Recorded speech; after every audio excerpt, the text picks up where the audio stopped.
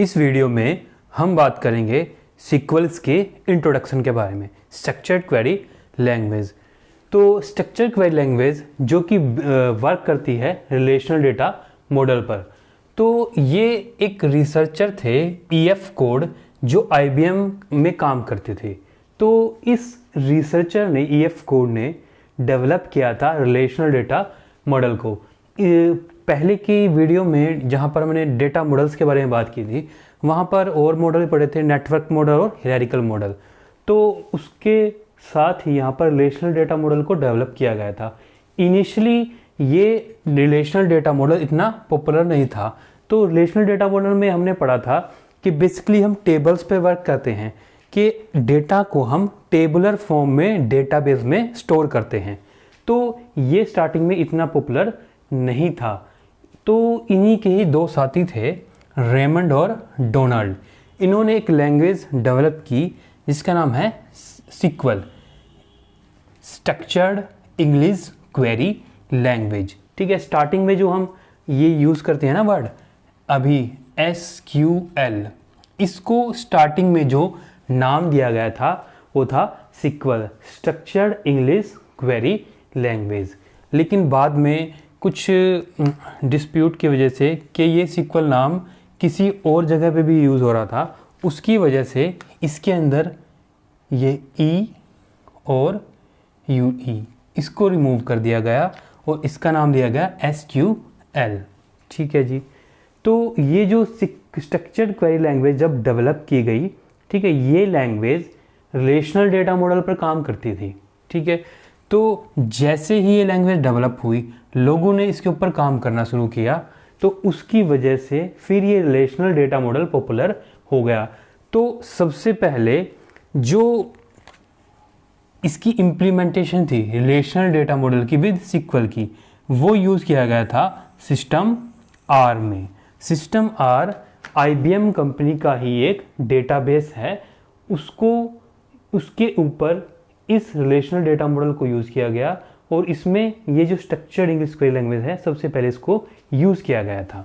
तो ये जो सीक्वल है, ठीक है, सीक्वल में जो ये काम करती है, दो चीज़ों पे काम करती है, रिलेशनल अलजेब्रा पे और टपल रिलेशनल कैलकुलस पे। तो रिलेशनल अलजेब्रा में हमने पढ़ा था selection operation, projection, Cartesian product, set difference, intersection भी होता है बेसिकली, और डिवीज़न भी होता है। वो आपके सिलेबस में नहीं है, इंटरसेक्शन और डिवीज़न। ठीक है, वो भी रिलेशनल अलजेब्रा का ही पार्ट है। और दूसरा है टप्पल रिलेशनल कैलकुलस, ये भी सीक्वल का ही एक पार्ट है, लेकिन ये आपके सिलेबस में नहीं है। ये हम फर्दर जब सिलेबस को कंप्लीट कर लेंगे उसके बाद इस टप्पल रिलेशनल कैलकुलस को भी कवर करेंगे। तो ये जो सीक्वल है इन दोनों चीज़ों पर बेस्ड है, रिलेशनल अलजेब्रा पे और टप्पल रिलेशनल कैलकुलस पर। ठीक है, तो उसके बाद ये जो हमारे पास सीक्वल स्ट्रक्चर्ड क्वेरी लैंग्वेज है, इसको बाकी वेंडर्स भी आए थे। ठीक है, मतलब वेंडर का मतलब ये कुछ कंपनी है, Oracle, MySQL, Microsoft Excel server, MS Access. तो इन कंपनीज ने भी डेटाबेस को डेवलप किया जो जिसका नाम है Oracle, MySQL, Microsoft Excel server या MS एक्सेस। तो यहाँ पर भी आप इस स्ट्रक्चर्ड क्वेरी लैंग्वेज को यूज़ कर सकते थे, क्योंकि धीरे धीरे ये लैंग्वेज पॉपुलर होने लगी, सीक्वल इसके ऊपर काम करने लगी। तो जैसे इसकी पॉपुलैरिटी बढ़ी तो इसमें ज़्यादा से ज़्यादा वेंडर्स आए, उन्होंने अपने सॉफ्टवेयर डेवलप किए सीक्वल और रिलेशनल डेटा मॉडल में। ठीक है, उसके बाद इसका एक और प्रॉपर्टी है, ये क्या है, पोर्टेबल। पोर्टेबल का मतलब क्या है कि जैसे आपके सिलेबस में +2 क्लास में माईसीक्वल था, ठीक है, और माईसीक्वल में आप डेटाबेस तैयार कर सकते हो, अपना डेटाबेस आपने तैयार किया। ठीक है, उसके बाद आप चाहते हो कि मुझे MS SQL यूज़ नहीं करनी, मुझे ओरेकल यूज़ करना है, या MS ऑफिस में एक होता है MS SS, वो भी एक डेटाबेस है। ठीक है, मुझे ओरेकल में या MS SS में अपने डेटाबेस को यूज़ करना है। तो आपने जो डेटाबेस माईसीक्वल में बनाया था उसी डेटाबेस को आप यहाँ से एक्सपोर्ट करके ओरेकल में MS या माइक्रोसॉफ्ट SQL सर्वर में इंपोर्ट कर सकते हो। तो इसी वजह से ये क्या हो गया, पोर्टेबल।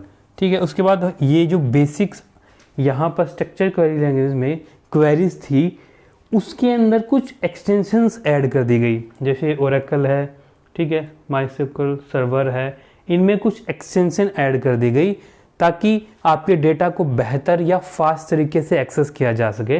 तो वो एक्सटेंशन ऐड होने के बाद वो और भी ज़्यादा बेहतर हो गया।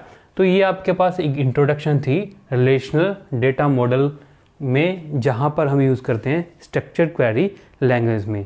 तो इसके फर्दर हम इसको डिटेल में करना शुरू करेंगे। तो अगर वीडियो अच्छी लगी है तो चैनल को सब्सक्राइब करें, वीडियो को लाइक करें। धन्यवाद।